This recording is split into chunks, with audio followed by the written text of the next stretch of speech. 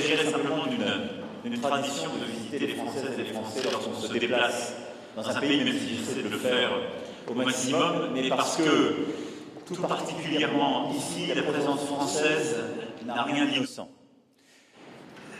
Nous sommes, ne vous sentez pas coupable pour autant, d'abord parce qu'elle est nombreuse, elle s'est parfois installée depuis plusieurs générations. Ensuite parce qu'on parle d'une communauté d'étudiants, d'entrepreneurs et d'entrepreneuses, d'artistes, et puis de femmes et d'hommes qui font l'Europe. Parce que vous êtes beaucoup ici dans cette salle à travailler pour l'Union européenne, quels qu'en soient les services, la Cour de justice et nos institutions. Et donc visiter les Françaises et les Français qui vivent, travaillent, aiment, étudient en Belgique et plus particulièrement à Bruxelles, c'est un peu partager de ce destin commun. Et c'est pourquoi je suis très heureux d'être parmi vous aujourd'hui. En effet, vous êtes ici les visages de la présence française en Belgique, qui est l'une des plus grandes dans le monde. Beaucoup d'entre vous ont la double nationalité, et cette présence, comme je le disais à l'instant, est diverse. Et je veux vraiment remercier toutes celles et ceux qui la font vivre. Vous remercier, Madame l'ambassadrice, pour votre engagement et l'ensemble des services auprès de vous, les services consulaires, nos enseignements, nos écoles, qu'il s'agisse des établissements d'Uccle, d'Anvers et de tant d'autres, et la sécurité qui est aussi assurée pour la communauté française ici présente. Remercier les conseillers consulaires engagés tout au long de l'année, auprès de vous, Madame l'ambassadrice, le consul général et nos consuls. Et puis remercier vos élus et tout particulièrement votre député Pierre-Alexandre Anglade pour son engagement à vos côtés. Vous êtes des acteurs économiques, culturels, sociaux importants, des entreprises, associations, organisations qui faites vivre justement cette relation et nous en avons bien besoin. Ensuite, vous visiter, c'est aussi rendre compte de ce que nous venons de faire durant ce voyage. En effet, depuis le président Pompidou, il n'y avait pas eu de visite d'État, à proprement parler, en Belgique. Ce qui peut paraître surprenant, mais ce qui montre que, comme je le disais hier soir, nous avons trop considéré entre Européens que nous retrouver de manière régulière autour d'une table au Conseil suffisait à se connaître. Non. Et donc nous avons échenillé, durant ces 2 journées de visite d'État, cet agenda que vous faites vivre, qui est celui de la relation bilatérale et transfrontalière. La frontière entre la Belgique et la France, c'est la plus longue frontière métropolitaine pour notre pays.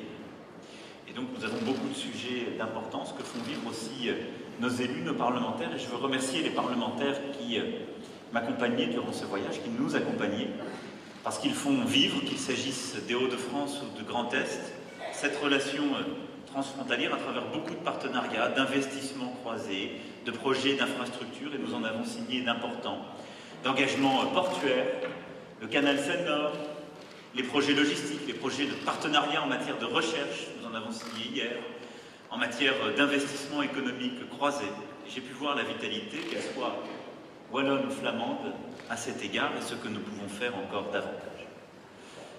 Vous êtes les acteurs de cette relation bilatérale, sur le plan économique, sur le plan de l'investissement croisé. Nous sommes des partenaires essentiels et nous souhaitons encore développer cette relation sur le plan du transport, sur le plan de la culture. Et je remercie aussi les femmes et hommes de culture qui m'accompagnaient et les entrepreneurs culturels qui m'accompagnaient, parce que nous aurons à faire vivre lors des prochains salons du livre l'Europe, Monsieur le Président, et nous aurons à faire vivre en particulier aussi la littérature, l'art, la culture belge en France.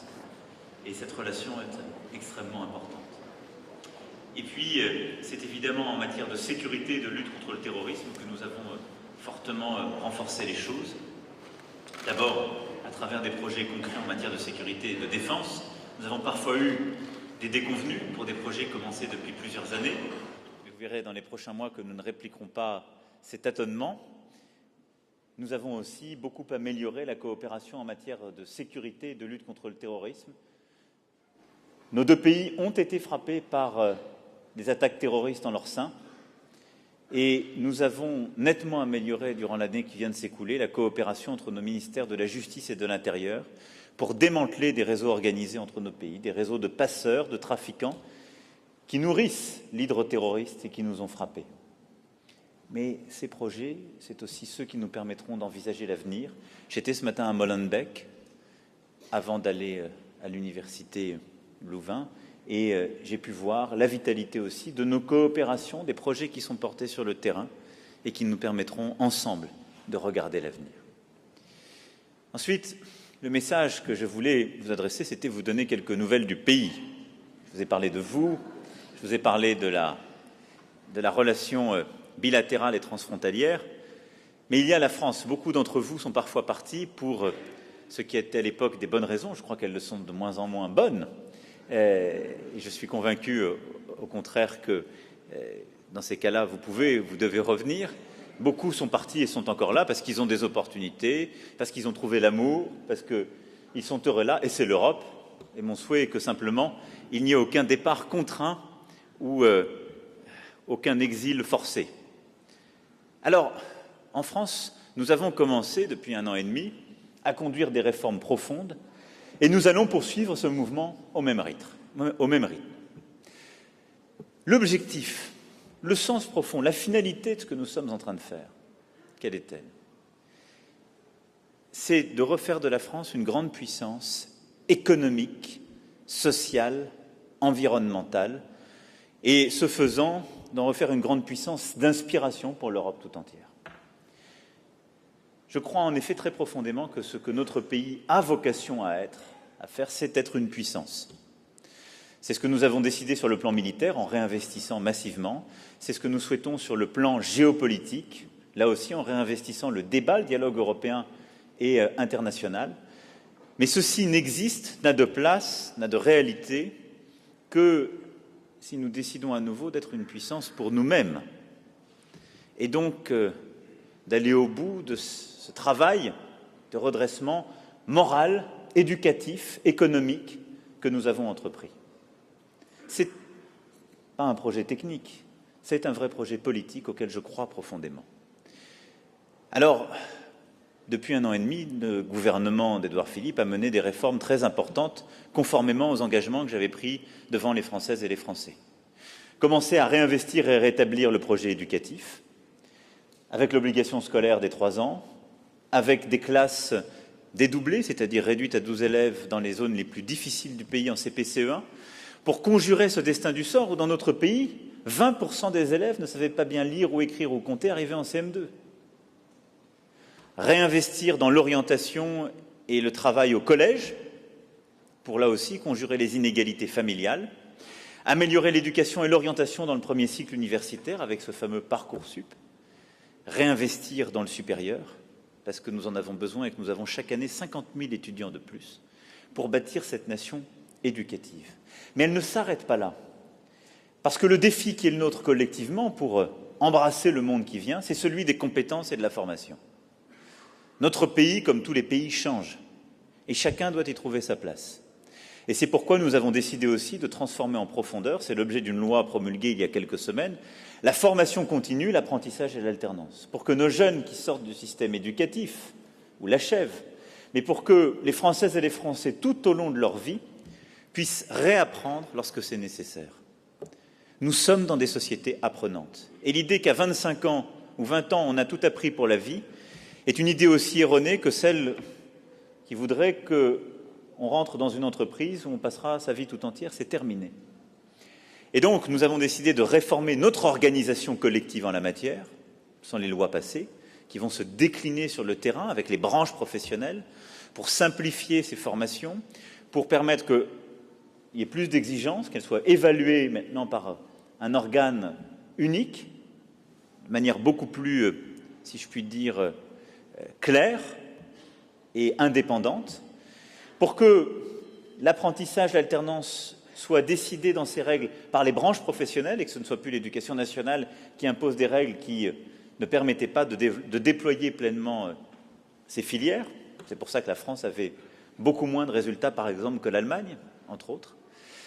Et en même temps que nous faisons cette réforme, nous investissons massivement Ce seront 15 milliards d'euros investis dans la formation des jeunes décrocheurs, des chômeurs de longue durée, de toutes celles et ceux qui ont besoin d'une formation tout au long de leur vie, en plus de l'université. Nous avons 2 millions de Françaises et de Français ainsi à reformer si on veut qu'ils puissent retrouver un travail compte tenu des bouleversements de notre société, de la transformation numérique et environnementale qui change en profondeur les compétences requises. Le deuxième pilier, après l'éducation, c'est le travail. Dès l'été 2017, conformément à mes engagements, nous avons négocié très rapidement, puis porté ces fameuses ordonnances qui ont permis d'être promulguées en début d'année. L'ensemble des textes nécessaires sont pris. Ils ont été complétés par une série de dispositions qui permettent de transformer profondément la logique de l'organisation du marché du travail en France et de permettre d'avoir des équilibres qui sont définis au niveau de la branche et de l'entreprise et beaucoup moins au niveau de la loi. Fini les débats théoriques sur une durée légale du temps de travail qui ne serait définie que par la loi. Il y a un référent qui est donné, mais on peut y déroger par le dialogue de branche, d'entreprise. Et ainsi, pour de nombreuses règles qui nous permettent d'épouser bien davantage les cycles économiques, les variations, et d'être plus adaptés à l'évolution de notre société, et d'éviter que nous soyons, la France, l'un des pays qui a détruit le plus d'emplois lors de la dernière crise, parce que nous avions des lois prétendues protectrices, mais qui, à force d'être protectrices, étaient devenues rigides, et dont la rigidité avait une principale victime, les Françaises et les Français les moins bien formés ou les plus jeunes.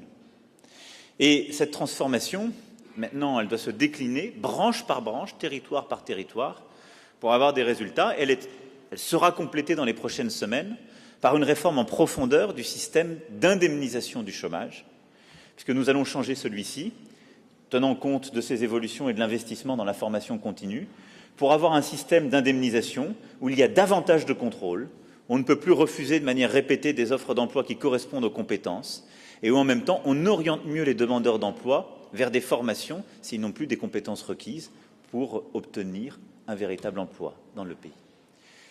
Cette négociation en cours sera menée à bien et l'État prendra ses responsabilités en début d'année prochaine pour justement permettre d'avoir un système qui est à la fois plus juste et plus efficace pour notre pays, parce que le cœur du projet qui est le nôtre repose sur le mérite et le travail.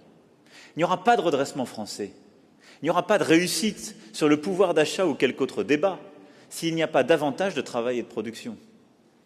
C'est une évidence.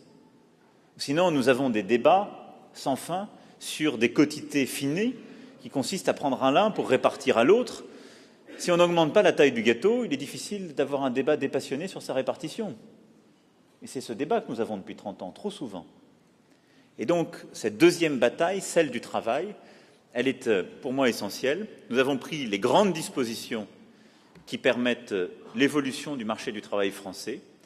Nous avons maintenant un travail au concret sur le terrain à faire, permettant de tirer tous les fruits justement de cette réforme et de celle de la formation professionnelle. Un investissement avec les régions et les filières professionnelles pour recréer des compétences et de l'emploi, et le décliner partout sur le territoire pour recréer de l'emploi industriel et de l'emploi dans le digital. Alors il y a évidemment toutes les filières qui s'inscrivent derrière cette ambition macroéconomique, de l'agriculture en passant par les services et l'industrie. Je ne veux pas être ici trop long et je ne vais pas toutes les égrener.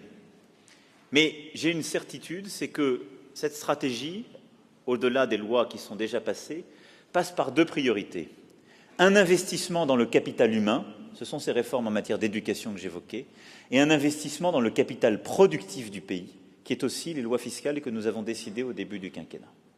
La loi supprimant, comme je m'y étais engagé, l'impôt sur la fortune pour tout ce qui était réinvesti dans l'économie productive. La loi permettant de réduire la taxation de tous les revenus du capital et de mettre une flat tax à 30% tout compris, nous ont remis dans le jeu des nations européennes à un niveau plus que compétitif et permet de manière tangible, mesurée, une réaccélération de l'investissement dans le capital, y compris dans le capital industriel. S'il n'y a pas cet investissement, il ne peut pas y avoir de développement et de création d'emplois et il ne peut pas y avoir d'émancipation économique dans notre pays. Les fondements sont donc là. C'est maintenant une pleine confiance, une pleine mise en œuvre et une action résolue sur le terrain qui sera conduite par le gouvernement pour mener ce projet et réussir cette transformation. Le troisième pilier, si je puis dire, après l'éducation, après le mérite et le travail, c'est ce que j'appellerais la transition, les transitions. Nos sociétés sont en train de se transformer. Et on ne peut pas dire qu'on doit, en quelque sorte, fermer la parenthèse d'une crise. Depuis que je suis conscient, on me parle d'une crise. Nous ne referons pas les 30 Glorieuses. La question, pour l'ensemble d'ailleurs des grandes démocraties européennes, c'est de savoir comment on conduit nos pays pour être ces grandes puissances que j'évoquais, économiques, sociales, environnementales. Et donc conduire des transitions profondes pour produire différemment et protéger différemment. Nous avons lancé un travail ambitieux pour mener cette transition environnementale indispensable, conforme à nos engagements internationaux et indispensable pour avoir un modèle de production durable. Cela passe par la fermeture de la totalité des centrales thermiques à charbon. Nous serons le seul pays développé à le faire et ce sera dans ce quinquennat. Je ne stipule pas pour dans 10 ans ou 15 ans, on l'a trop fait. Ce sera d'avoir une politique de réduction massive des émissions pour les particuliers, les entreprises et la production d'énergie, avec les bonnes incitations, et donc une politique d'accompagnement qui s'adapte. C'est tout le débat que nous avons en ce moment, qui prend parfois des tours passionnés, mais qui implique beaucoup de dialogue, beaucoup aussi de transparence, et beaucoup d'esprit de responsabilité, ce dont parfois dans notre pays nous avons manqué. Il faut bien le dire, nous aimons les débats théoriques, et nous délaissons trop souvent les travaux pratiques.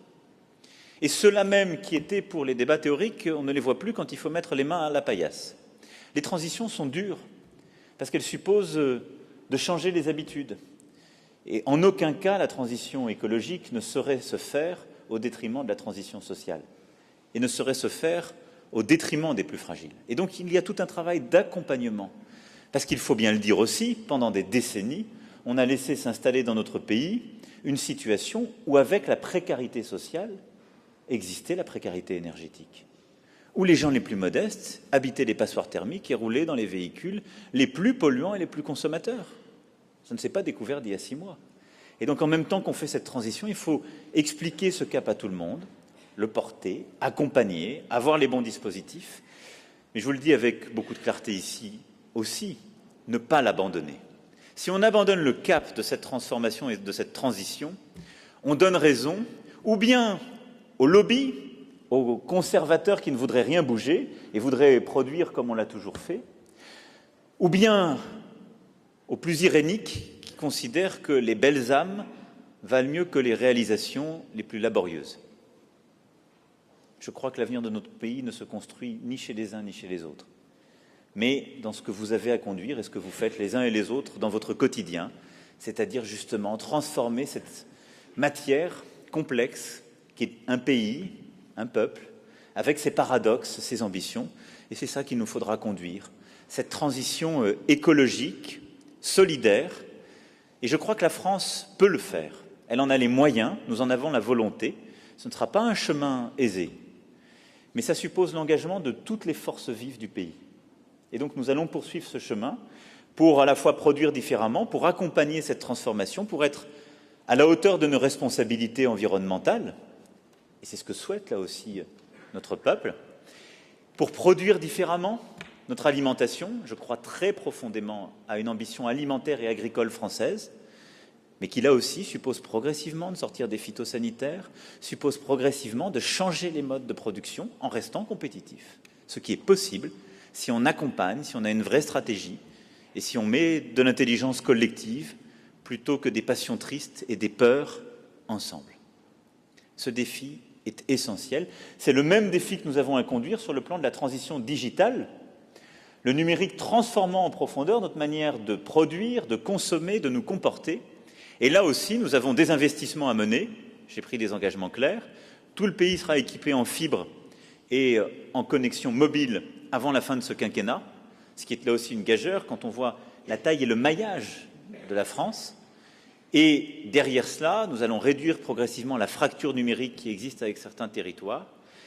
Et nous réinvestissons massivement dans nos priorités. C'est la stratégie intelligence artificielle que j'ai présentée en février dernier et qui est pour moi essentielle pour la réussite de notre pays, parce que cette transition, elle transforme aussi la manière de produire dans tous les domaines. Elle vient bousculer toutes les frontières. Et elle suppose un engagement en matière d'enseignement, d'investissement dans la recherche et le développement, recherche fondamentale comme appliquée, et organisation de notre tissu productif. Enfin, nous avons une transformation importante à mener, qui est celle de la cohésion nationale. Évidemment, le projet éducatif y joue un rôle essentiel. Si on ne forme pas bien les élèves, peu de chances qu'ils se sentent comme étant des citoyens à part entière. Cela passe par la mise en œuvre, et nous allons commencer à l'expérimenter dans les prochains mois, du service national universel, que je veux comme une matrice justement de la citoyenneté, avec une partie obligatoire, puis une partie d'engagement pour l'ensemble de nos concitoyens. Ça passe par un projet culturel ambitieux que nous avons commencé à déployer, qui remet au cœur du projet du pays la place des auteurs, d'un imaginaire français et européen, et qui replace aussi au cœur de ce projet toute une politique à la fois de création et d'accès à la création. Je ne veux pas être ici trop long, et donc je ne peux la détailler, mais c'est pour moi fondamental de cette politique de cohésion nationale. Cette politique de cohésion nationale, c'est aussi une politique des territoires et de l'émancipation économique et sociale qu'il nous faut repenser. Je me suis refusé à avoir une énième politique où on crée des zones dans notre pays et il faudrait mettre dans les uns beaucoup d'argent public, dans d'autres y renoncer. Il faut des péréquations parce qu'il y a des territoires plus avantageux que d'autres. Il faut de la justice territoriale. Mais je crois très profondément dans une politique d'émancipation des individus et dans une politique qui redonne, quelle que soit la famille et le quartier où l'on est né, la possibilité de réussir. Et qu'il s'agisse d'école, de culture, d'entrepreneuriat, c'est pour moi le cœur de cette politique que nous devons conduire. Nous avons commencé là aussi à en jeter les bases et nous le poursuivrons. Mais ce qui désagrège notre pays, ce qui a pu désagréger certains quartiers, c'est l'idée que lorsqu'on est né quelque part ou lorsqu'on vit avec telle adresse ou tel prénom, on n'a pas les mêmes chances de réussir qu'ailleurs. C'est ça qu'il faut conjurer. Et non pas s'assurer qu'on vit un peu mieux à cette adresse ou avec ce nom de famille.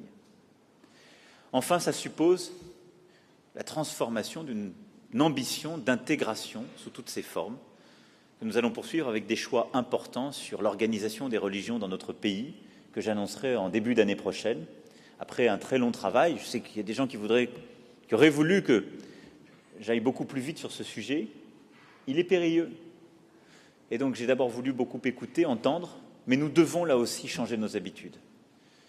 Pour s'assurer qu'on peut croire ou ne pas croire, on peut croire à la religion que l'on souhaite et on peut y croire avec force, mais qu'il faut s'assurer beaucoup mieux qu'on ne le fait aujourd'hui, que les lois de la République sont de manière absolue et inconditionnelle partout respectées.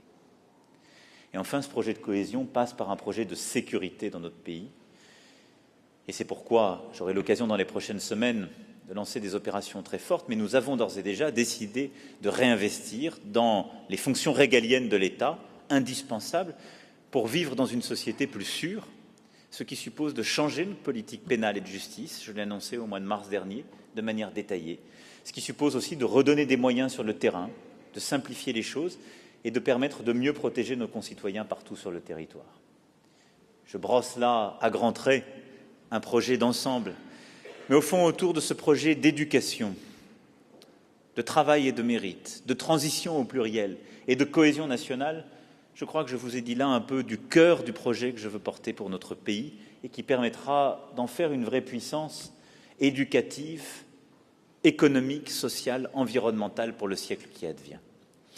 Mais tout cela n'est possible et n'a de sens que si, grâce à cet effort, par la crédibilité retrouvée par notre pays dans le concert des nations européennes, nous avons une politique européenne ambitieuse.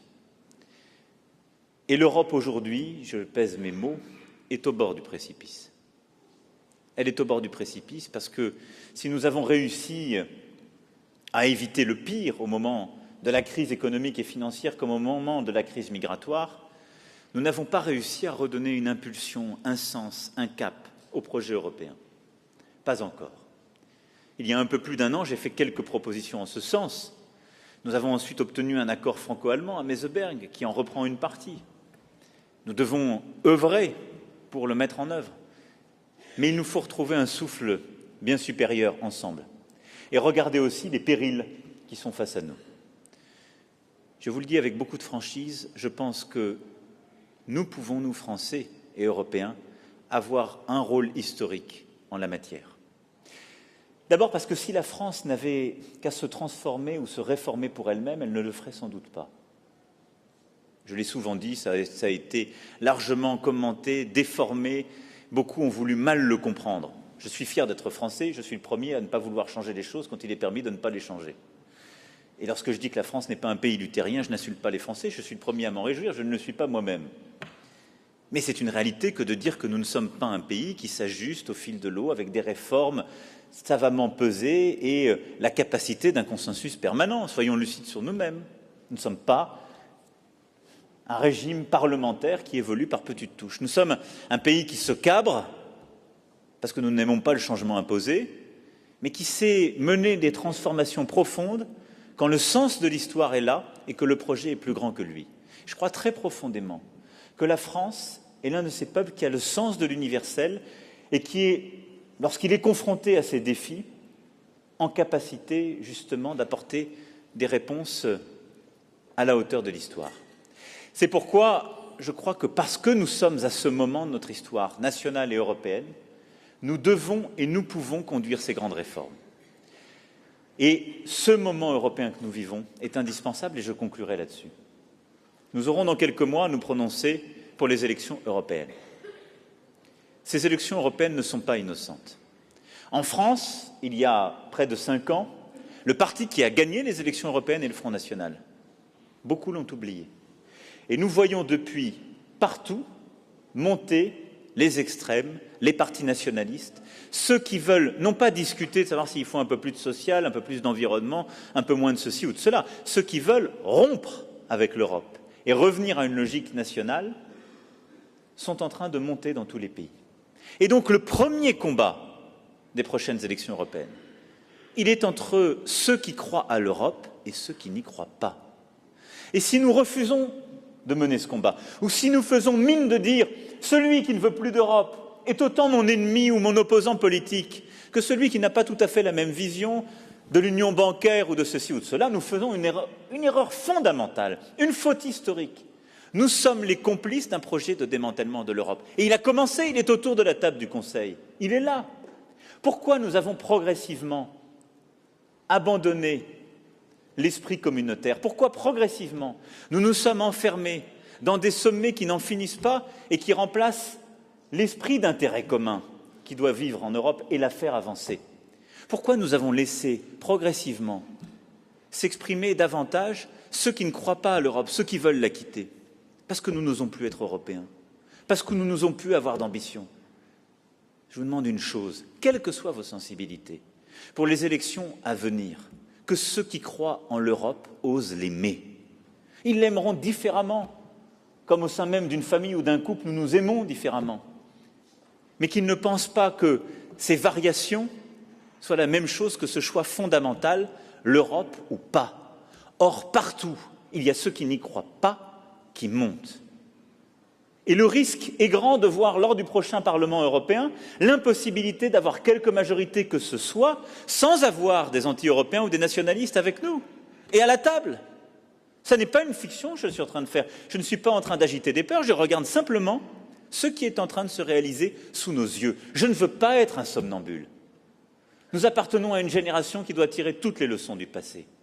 Et beaucoup qui se croyaient malins il y a quelques décennies en disant « ils disent des choses atroces, oubliez-les, mettons-les autour de la table, vous allez voir, nous allons les digérer, ils vont s'habituer au système. » Ils se sont retrouvés, quelques mois ou quelques années après, les premiers chassés des pays où ils les avaient fait rentrer, parce que les nationalistes, parce que les démagogues sont plus forts qu'eux.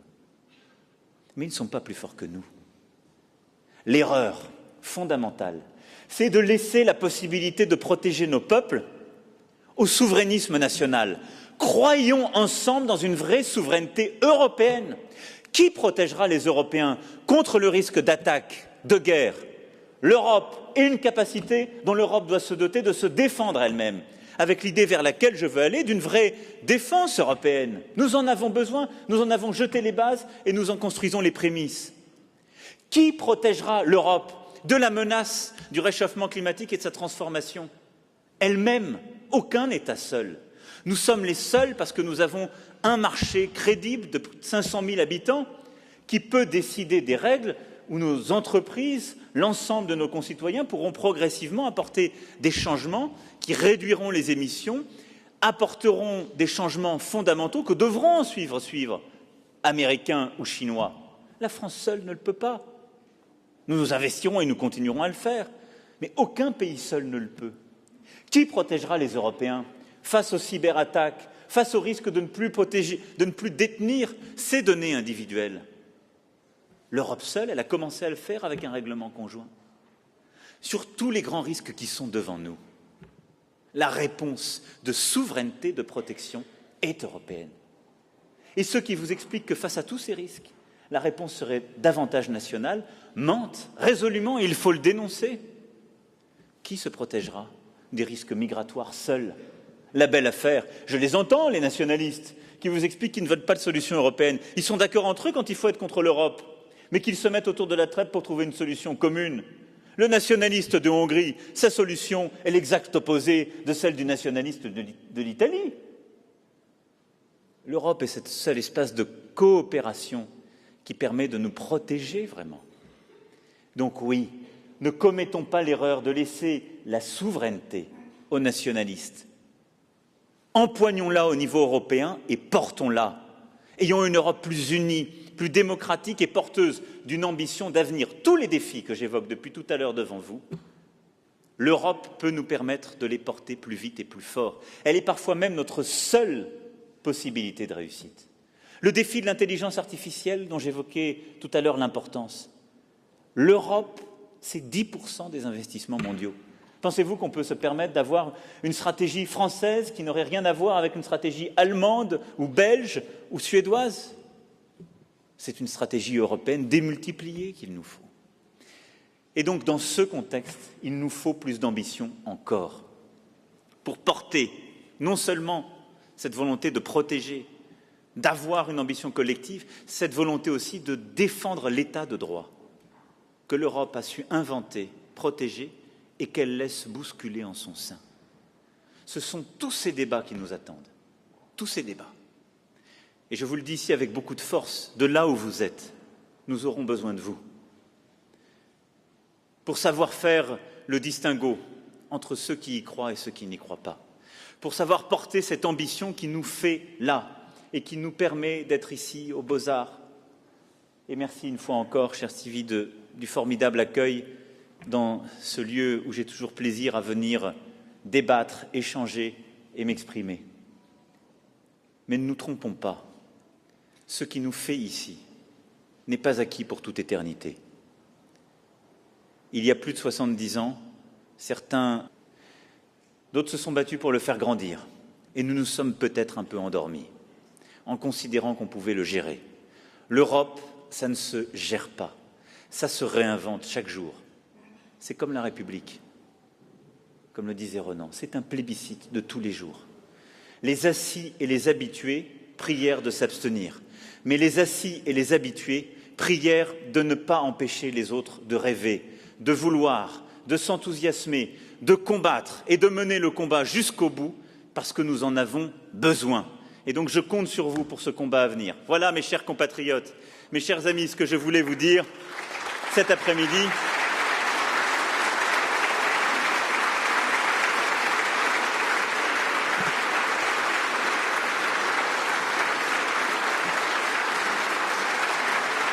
Merci pour votre accueil.